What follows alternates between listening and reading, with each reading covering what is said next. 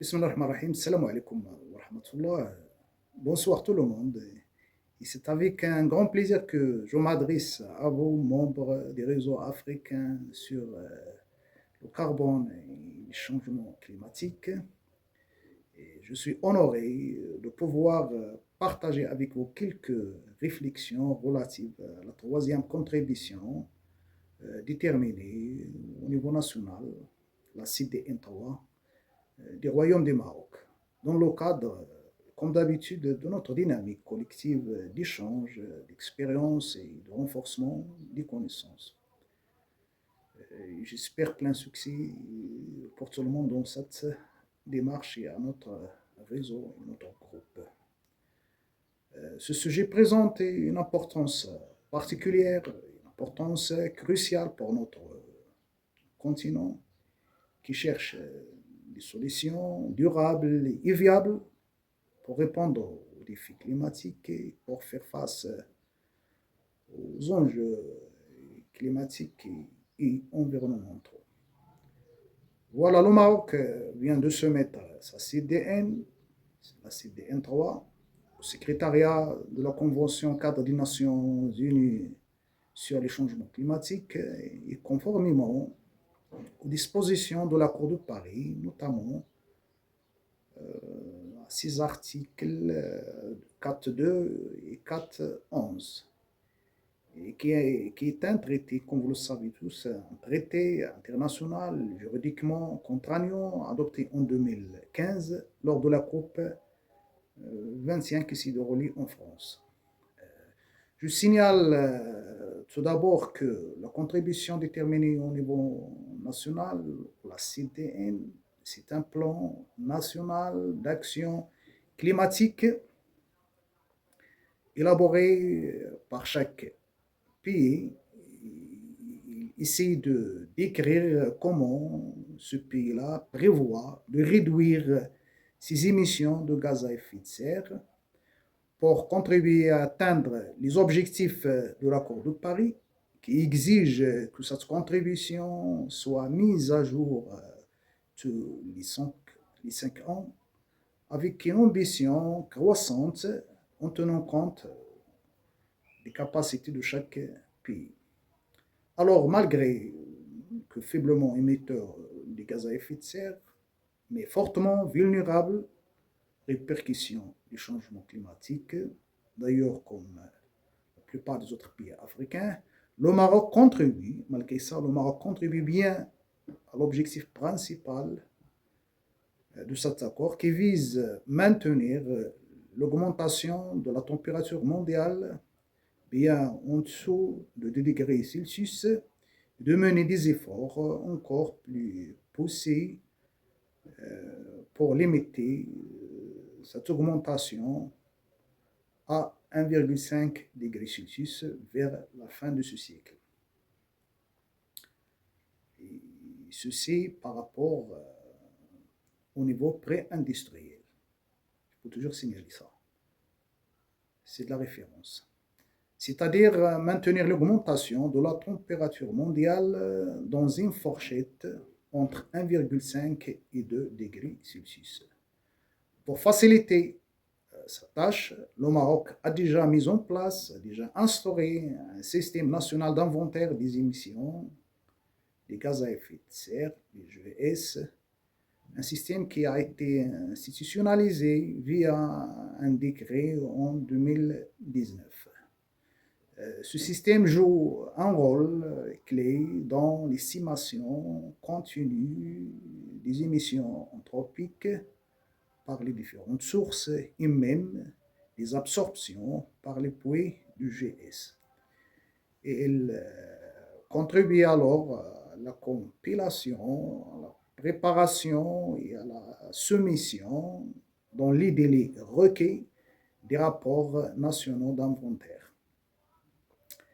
Et cette fois-ci, ce qui marque bien la CDN 3, version 2025, il ne se contente pas d'énoncer des chiffres, des ambitions, mais il détaille toute une feuille de route institutionnelle et financière exigeante. Alors, la révolution réside alors dans l'intégration systémique de la politique climatique dans les mécanismes financiers et dans la gouvernance budgétaire au niveau national. La CDN3 vise alors à faire face tangiblement et d'une manière concrète et opérationnelle aux défis climatiques qui confrontent le pays. D'ailleurs, d'après la cinquième communication nationale, la CN5, les projections à l'horizon de 2050 sont imprégnées par des hausses, des élévations des températures annuelles et des baisses de précipitations de 5 à 15% et peut atteindre même 20% dans certaines zones. D'ailleurs, l'année 2023 illustre bien cette difficile situation. Elle représente l'année la plus sèche pendant les 8 dernières décennies, avec un déficit pluviométrique qui s'approche de 50%, exactement 48%. De même, une augmentation de la fréquence des événements extrêmes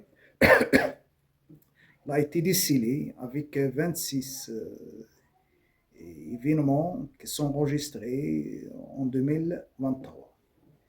Et alors, la gravité et le coût, en même temps, la gravité et le coût élevé de ces événements, il exige alors la nécessité de classer l'adaptation et le processus d'adaptation comme une priorité de premier ordre. Et dans ce cadre, la politique nationale adoptée pour faire face au changement climatique trouve son cadrage ou son ancrage institutionnel dans la stratégie nationale de développement durable, la SNDD 2035, et en cohérence aussi avec les objectifs de développement durable, les ODD 2030, le nouveau modèle de développement du Maroc, NMD 2035, la feuille de route nationale bas carbone 2050. Cette politique se traduit par le biais d'autres documents stratégiques, en particulier, je cite ici, le PCN, le plan climat national, le plan national stratégique d'adaptation, PNSA, la contribution déterminée au niveau national, la CDN, on est en train de discuter, et les stratégies sectorielles spécifiques, ainsi que des plans climatiques territoriaux, c'est très important, et des plans d'adaptation régionaux, c'est la même chose. Et l'objectif est de rendre le territoire national plus résilient face au changement climatique et assurer une sorte d'économie sobre, c'est-à-dire économe, sobre en carbone, économe ou modéré en carbone.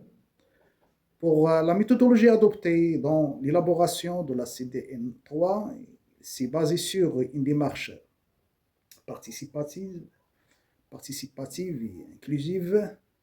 Il a été accompagné au niveau institutionnel par la Commission nationale du changement climatique et de la diversité biologique. Il s'aligne avec les recommandations du premier bilan mondial de 2023 qui vise tripler les capacités, ou bien la capacité mondiale des énergies renouvelables d'ici 2030, et aussi doubler le rythme d'amélioration de l'efficacité énergétique et réduire progressivement soit la production et l'utilisation du charbon. La CDN3 assure alors une progression significative par rapport à la CDN2 publiée en 2021. Elle rehausse l'ambition en matière d'atténuation des émissions de gaz à effet de serre, notamment par la prise en compte de nouveaux GES et aussi renforcer de plus la capacité d'adaptation et de résilience par l'inclusion de nouveaux secteurs et de nouveaux domaines tels que l'équipement, le transport et même la biodiversité.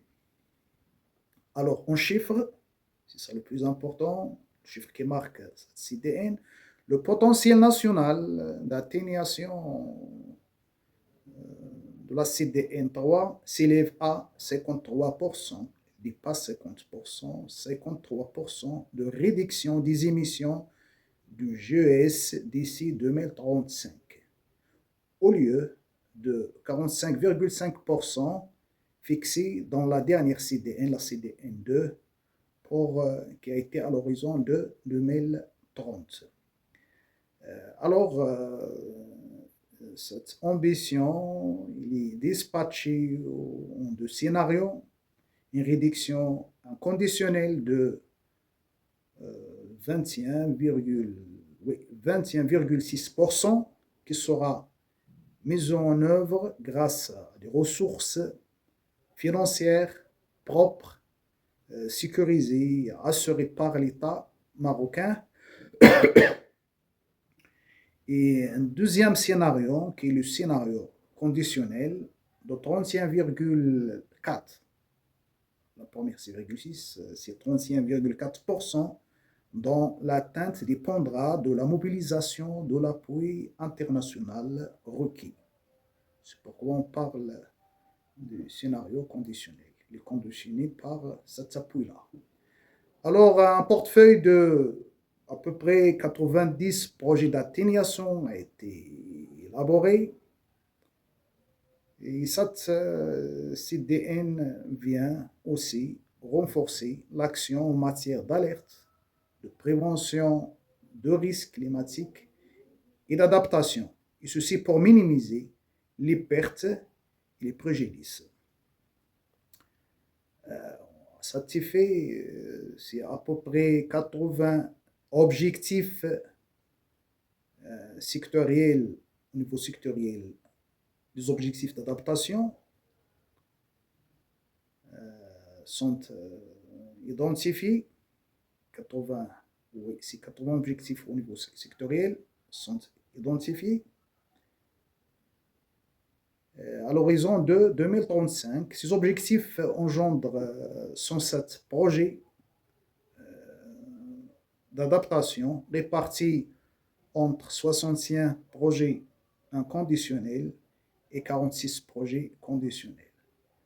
Et de même, la CDN3 capitalise sur la stratégie de la finance climat et affiche un intérêt pour les mécanismes du marché carbone afin de mobiliser des financements supplémentaires et additionnels. On peut, si on trouve une occasion, revenir sur ce sujet-là, c'est très important, du marché de carbone, surtout relativement à notre pays, au Maroc.